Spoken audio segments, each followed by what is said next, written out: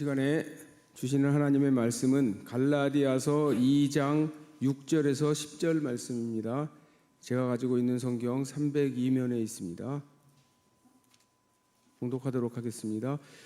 유력하다는 이들 중에 본래 어떤 이들이든지 내게 상관이 없으며 하나님은 사람을 외모로 취하지 아니하시나니 저 유력한 이들은 내게 의무를 더하여 준 것이 없고 도리어 그들은 내가 무할례자에게 복음 전함을 맡은 것이 베드로가 할례자에게 맡음과 같은 것을 보았고 베드로에게 역사하사 그를 할례자의 사도로 삼으신 이가 또한 내게 역사하사 나를 이방인의 사도로 삼으셨느니라. 또 기둥같이 여기는 야고보와 게바와 요한도 내게 주신 은혜를 알므로 나와 바나바에게 친교의 악수를 하였으니 우리는 이방인에게로 그들은 할례자에게로 가게 하려 함이라. 다만 우리에게 가난한 자들을 기억하도록 부탁하였으니 이것은 나도 본래부터 힘써 행하여 왔노라. 아멘.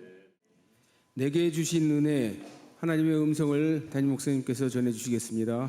사랑과 은혜가 많으신 아버지 하나님 고맙습니다. 오늘도 주님의 이름으로 귀한 예배에 모여서 하나님을 찬양하게 하시고 또한 하나님께서 주시는 은혜와 복을 겸손하게 기다리게 해주시니 고맙습니다. 오늘 우리가 드려지는 예배를 통해서 하나님 영광 받으시는 거 감사하오며 특별히 할렐루야 찬양들을 통해서 아름답고 영적인 귀한 찬양으로 영광 돌려싸오니 하나님 기뻐해 주시기를 원하오며 우리들의 입술이 언제나 찬양하는 입술 될 수 있도록 도우시기를 원합니다. 종을 붙들어 주시고 오늘도 말씀을 전달할 때 성령님의 도구로 사용되어지기에 부족하지 않도록 종을 인도하시기를 원합니다. 예수님 이름으로 기도합니다. 아멘. 여러분 유명한 헬렌 켈러 여사를 잘 아실 텐데 우리가 잘 아는 것처럼 그는 3중 장애자였습니다. 눈도 보이지 않았고 귀도 들리지 않았고 말도 할 수 없었습니다. 정말 불행한 그러한 사람으로 이 땅을 살았던 겁니다. 그런데 그는 불행하다고 생각지 아니하고 그 불행을 딛고 한평생을 살아왔던 사람입니다. 그런 가운데서도 훌륭한 일들을 참 많이 했고 저술까지 하면서 살았습니다. 말년에 어떤 기자가 그에게 물었답니다. 이런 육체적인 고통과 함께 한평생을 살아왔는데 당신은 하나님을 원망해 본 적이 없습니까? 그때 헬렌 켈러 여사는 빙그레 웃으면서 이렇게 대답했답니다. 제가 하나님께로부터 받은 은혜를 헤아리는 것으로만도 시간이 없는데 그리고 하나님께 대한 감사하는 것만으로도 부족한데 어찌 원망할 시간이 있었겠습니까? 감사하고 그 은혜를 기뻐하는 것으로도 저는 시간이 부족합니다. 원망할 시간이 없다고 고백을 했습니다. 여러분 이런 사람이 은혜를 아는 사람입니다. 남들은 그를 불행하게 보았습니다. 그러나 그는 은혜를 아는 사람입니다. 그가 세상을 떠날 때 이렇게 유언을 했다고 합니다. 나의 일생은 참으로 아름다웠다. 내 일생은 참으로 아름다웠다. 그 말하고 눈을 감았답니다. 이 어찌 행복한 사람이 아니겠습니까? 오늘 본문을 보면 사도 바울은 9절에 내게 주신 은혜를 알므로 이렇게 고백을 합니다. 내게 주신 은혜를 내가 알았다. 그는 길리기아 다소에서 태어납니다. 이방 땅에서 나그네 이민자 디아스포라로 태어난 겁니다. 사실 이것은 나그네 생활이었기 때문에 남의 나라에서 사는 이민 생활이었기 때문에 그리 행복한 삶은 아닙니다. 그러나 그는 뒤늦게 이것이 얼마나 중요한 의미가 있다고 하는 것을 깨닫게 됩니다. 이게 은혜였다는 겁니다. 여러분 흔히 바이랭귀지라는 말을 합니다. 2가지 언어 이상을 다 할 수 있도록 태어나는 것, 그것은 참으로 행복한 일입니다. 영어 잘하려고, 영어 배우려고 우리가 그렇게 애쓰지만, 아이들이 그렇게 노력을 하지만 그냥 미국에서 태어났다면 얼마나 좋았겠어요? 거기에서 초등학교 나오고 중학교 나오고 고등학교 나오고 대학교 나오고, 집에서는 한국말 해서 한국말도 하고, 그래서 영어도 잘하고 한국말도 잘하고, 이 얼마나 좋은 일이겠습니까?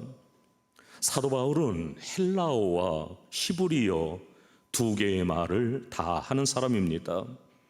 헬라 문화와 히브리 종교 두 컬처스, 두 문화를 다 통달했던 사람입니다. 그리고 그 당시에 가장 유명한 율법학자였던 가말리엘 문화에서 공부한 사람입니다.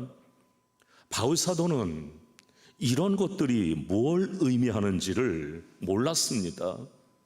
내가 왜 길리기아 다소에서 태어났는지, 내가 왜 이방 땅에서 공부를 해야 됐는지, 내가 왜 헬라 말도 하고 히브리 말도 하는 바이랭귀지인지, 내가 왜 그 땅에서 살아왔는지, 내가 왜 두 개의 문화를 다 통달했는지, 그게 뭘 의미하는지를 몰랐습니다. 그러나 그는 뒤늦게 그걸 깨닫게 됩니다. 이게 은혜구나, 이게 은혜인 걸 깨닫습니다. 그래서 그는 이방인 사도의 자격이 충분합니다. 그렇게 쓰여짐을 받았습니다. 그래서 사도 바울은 어머니 태로부터 나는 택정함을 받은 엄청난 은혜를 받은 사람이라고 감격해하고 있는 겁니다. 그뿐만이 아니라 직접적으로는 하나님과 나 사이에 또 다른 은혜가 있는 겁니다. 그것은 하나님이 나를 오래오래 참아주셨다는 겁니다. 내가 잘못된 길로 갈 때, 내가 예수 믿는 사람들을 핍박하고 죽일 때, 내가 담에색으로 갈 때, 그가 계속 잘못될 때에도 오래오래 참아주셨던 겁니다. 기다려주셨다는 데 대해서 감사하게 생각하고 삽니다. 그뿐 아니라 자기의 진실을 하나님은 알아주셨다는 겁니다. 내가 교회를 핍박했어도 몰라서 한 일이요, 내가 스데반을 죽이는 자리에 있었어도 딴에는 율법을 위해서, 이스라엘의 영광을 위해서 했다고 그는 생각을 한 겁니다. 그 마음속에는 확실한 진실이 있었습니다. 그의 가슴 속에는 하나님을 향한 충성이 있었습니다. 율법에 대한 충성, 잘못된 길로 가고 있지만 그가 진실하다고 하는 것을 인정해 주신 하나님, 너무너무 감사했던 겁니다. 특별히 강권적으로 그를 불렀습니다. 하나님이 사도 바울을 부를 때 설득한 거 아닙니다. 다메섹 도상에서 강제로 그를 붙들어 포로를 만든 겁니다. 강제로 붙들었다고 하는 것, 강권적인 소명, 굉장한 의미가 있는 겁니다. 그래서 하나님께 감사하고 자기 자신을 포기하고 주님의 뜻을 따른 겁니다. 그래서 그는 빌립보서 3장 12절에 이렇게 고백을 합니다. 우리 함께 고백하는 마음으로 읽겠습니다. 내가 이미 얻었다 함도 아니요 온전히 이루었다 함도 아니라 오직 내가 그리스도 예수께 잡힌 바 된 그것을 잡으려고 달려가노라. 주님이 나를 붙잡아 주셨다는 겁니다. 주님이 나를 포로 삼아 주셨다는 겁니다. 그런데 나를 포로로 한 그것을 나의 목표로 삼고 쫓아가노라 라고 말합니다. 이것이 은혜입니다. 그는 자기의 약점을 알고 있습니다. 자기의 허물도 알고 있습니다. 그런데 이상하게도 약할 때 강한 힘이 있다고 하는 걸 깨달았습니다. 역설적입니다. 내가 인간적으로 약할 때 은혜로 강해집니다. 그가 깨달은 은혜 가운데 가장 큰 은혜는 자기를 겸손하게 하는 은혜입니다. 육체의 가시, 사탄의 사자를 주었던 겁니다. 무슨 병인지는 알 수 없지만 계속 그를 괴롭히는 병이 있었답니다. 어떤 사람은 그가 가지고 있던 병이 간질병이라고 얘기하기도 합니다. 우리가 간질병이라고 한번 추리해 봅니다. 갈라디아 교회에서 설교하다 말고 쓰러진 일도 있는 것처럼 그렇게 성경은 비춰지고 있습니다.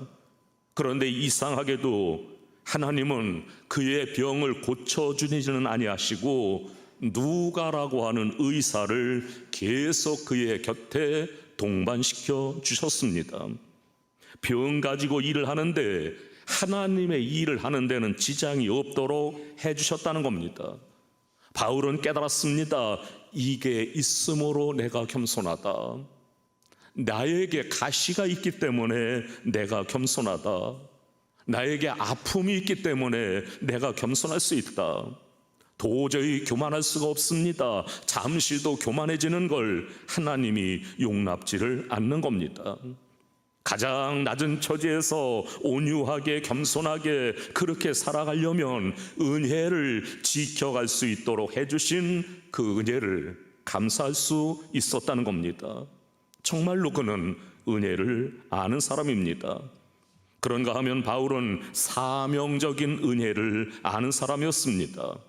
골로새 1장 25절에 보면 내가 교회의 일꾼 된 것은 하나님이 너희를 위하여 내게 주신 직분을 따라 하나님의 말씀을 이루려 함이니라.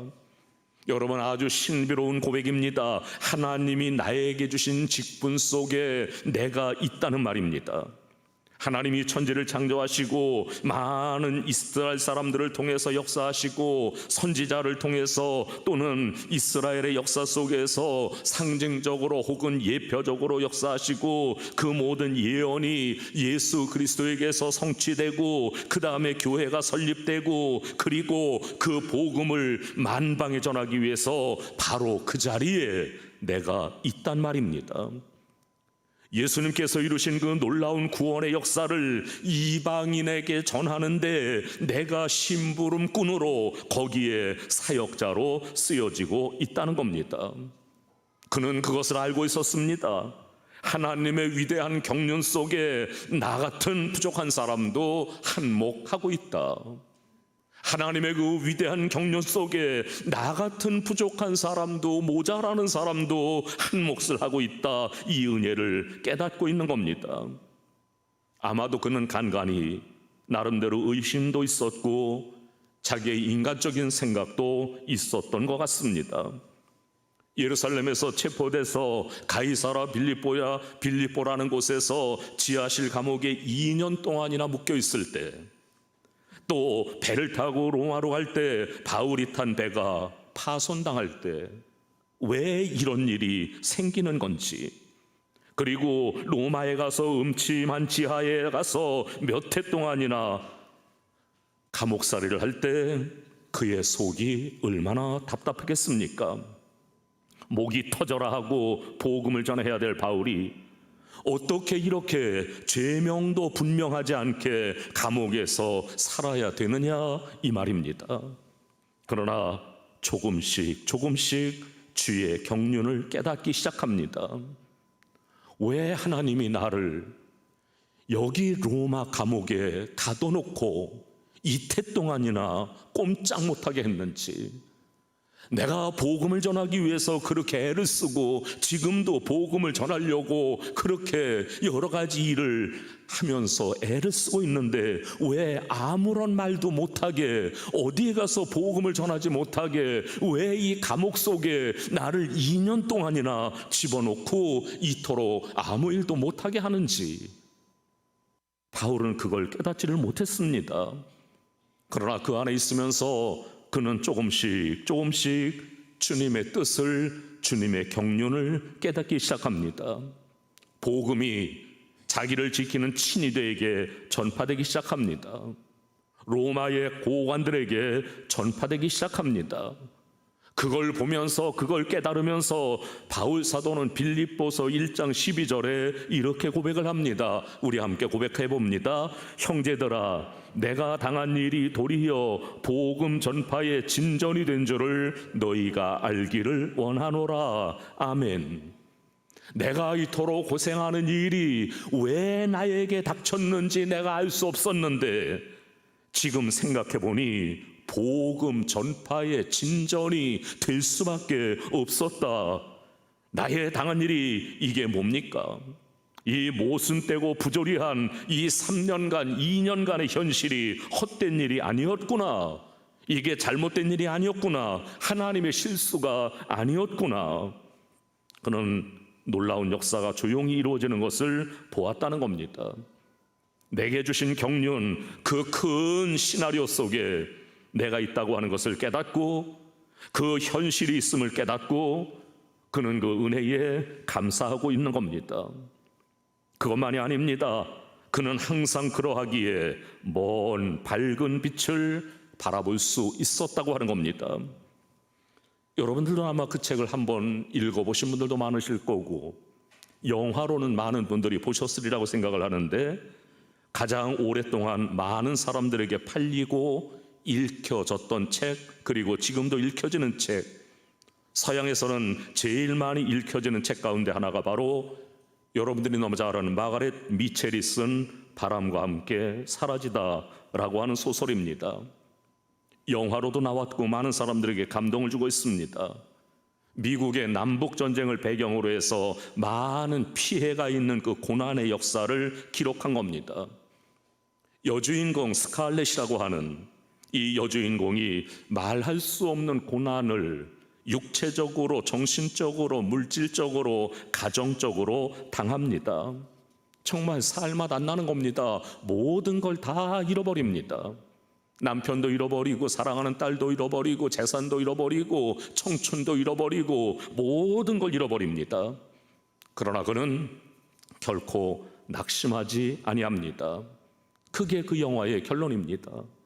낙심하지 않는다라고 하는 게 결론인데, 그래서 원작을 쓸 때 마가렛 미첼이 그 제목을 본래는 이렇게 잡았다고 합니다. Tomorrow is another day. Tomorrow is another day. 내일은 내일의 태양이 뜰 것이다.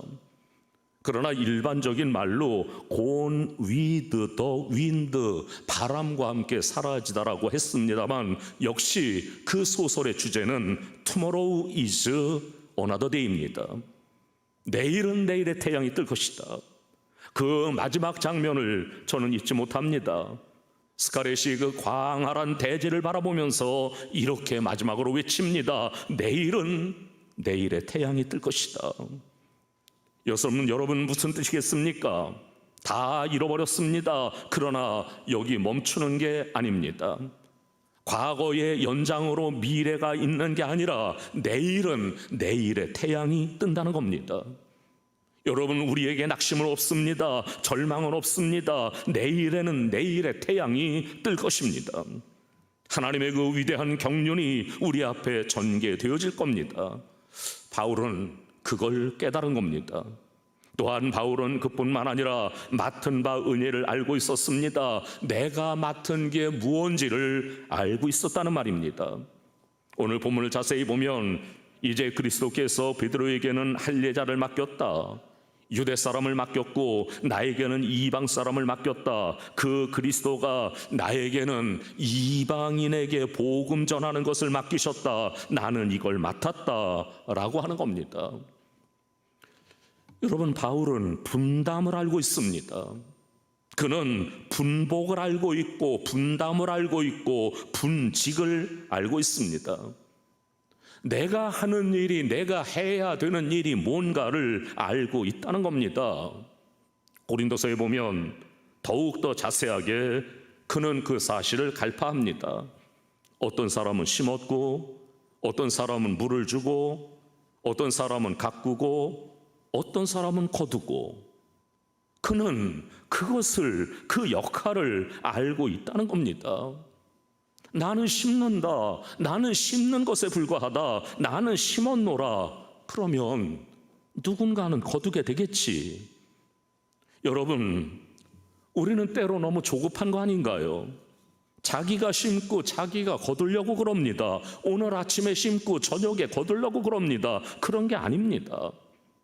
역사를 보십시오. 역사라고 하는 건 나는 심기만 하고 어떤 사람은 가꾸기만 하고 그러면 그 누군가는 또 거두게 되겠지요. 역할 분담이라고 하는 게 있는 겁니다. 은사 분담이라고 하는 걸 있는 걸 알아야 합니다. 여러분, 때로 우리는 길을 내고 걸음을 주고 그리고 기초 공사를 하고 그리고 끝날 수 있습니다. 그러면 다음 세대 사람들이 거두게 되고 영광과 번영을 누리면 되는 거 아니겠습니까? 사도 바울은 나는 교회의 기초를 놓는 사람이다, 심는 것으로 족하다, 누군가가 저 앞에서 영광스럽게 거둘 것이다, 그렇게 믿고 있는 겁니다. 그런 거로 이 같은 내게 주신 은혜를 알므로 예루살렘에 있는 기둥 같은 분들, 베드로, 요한, 야고보, 예루살렘의 기둥 같은 분들과 교제의 악수를 하고 있는 겁니다. 당신들이 맡은 것은 이것이요, 내가 맡은 건 이겁니다. 당신도 은혜이고 나도 은혜입니다. 은혜와 은혜 속에서 서로 교제의 악수를 했다는 겁니다. 악수라고 하는 게 뭡니까? 악수는 동등하다는 뜻입니다. 이게 바로 은혜의 교제였습니다. 여러분, 사도 바울은 진실을 가지고 있었습니다. 그 진실의 인정을 받았습니다. 주께서 내게 대하여 나를 충성되이 여기셨다. 주님이 나를 충성되이 여기셨다. 이 충성이라는 말이 피스티스라는 말인데 진실하다는 말입니다.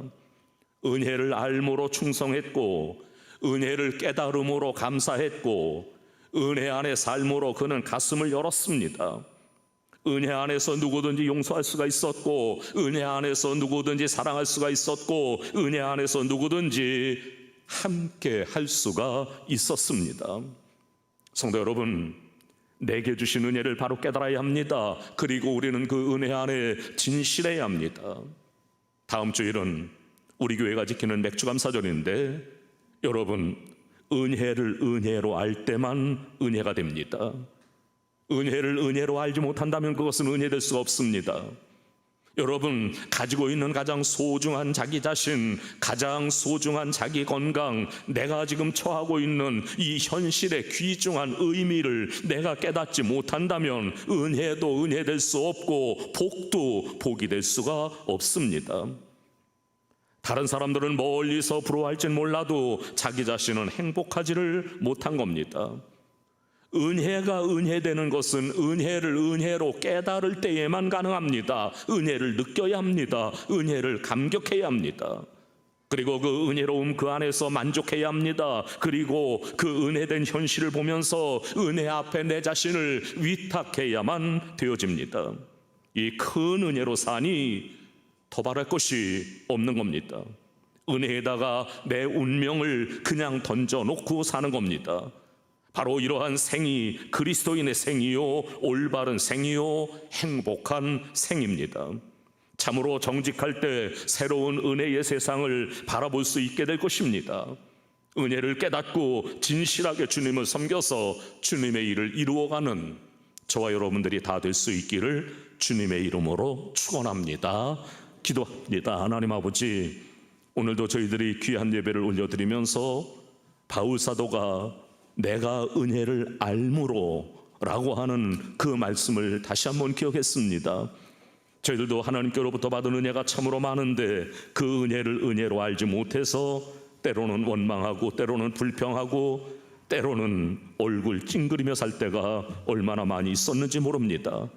바울사도가 어려운 일이 있었던 것도, 내가 남의 나라에 태어난 것도, 내가 여러 가지 문화를 가졌던 것도, 내가 고통을 당했던 것도, 내가 탄 배가 뒤집어진 것도 다 은혜였다고 고백을 하고 있는 것처럼 오늘도 우리는 주님 은혜 아래서 모든 걸 알 수 있게 도와주시고 깨닫게 도와주시고, 그래서 그 은혜를 은혜로 알고 그럴 때 진심으로 감사할 수 있는 우리들 되게 해주시기를 원합니다. 예수님 이름으로 기도합니다. 아멘.